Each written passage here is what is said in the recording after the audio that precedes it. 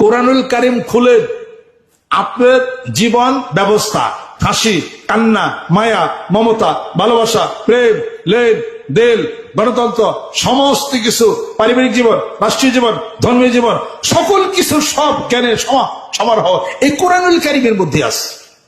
খুলেন, সকালবেলা খুলেন, বাংলাতেই খুলেন, পড়তে থাকেন, দেখবেন যে সব সমাধান আপনি পেয়ে গেছেন।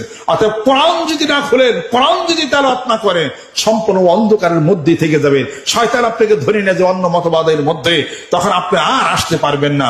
এই কোরআনের কথা বলে, হাদিসের কথা যারা বলে, রুহের কথা বলে, আত্মার কথা বলে, আত্মশুদ্ধির কথা বলে, বায়াতের কথা বলে, মুরিদের কথা বলে, তাকওয়ার কথা বলে, তারপরে শরীয়তের কথা বলে, তরিকতের কথা বলে, হাকিকতের কথা বলে, মানার কথা বলে, জানার কথা বলে, বুঝার কথা বলে, মানবতার কথা বলে।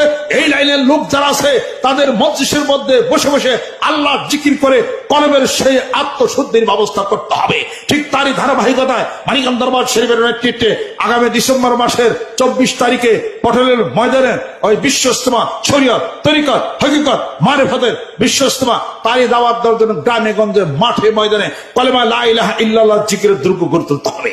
রাজি আছে? হাত নামান।